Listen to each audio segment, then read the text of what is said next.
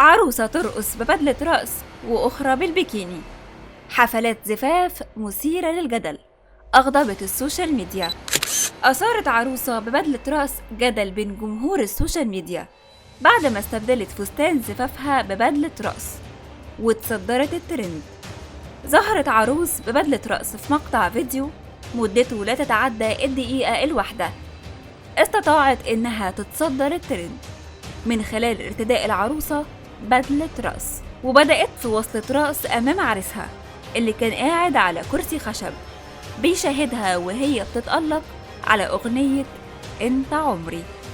عروسة ترقص ببدلة رقص كانت فكرة جديدة على رواد مواقع التواصل الاجتماعي اللي تداولوا المقطع المثير للجدل باستنكار شديد وعليه بعض التعليقات الساخرة.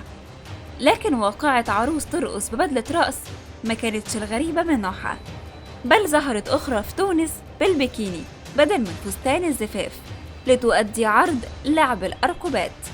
وقابل فيديو عروس تونس بالبيكيني غضب شديد من قبل مستخدمي السوشيال ميديا، خاصة إنها في بلد عربية ويجب إنها تتبع العادات والتقاليد.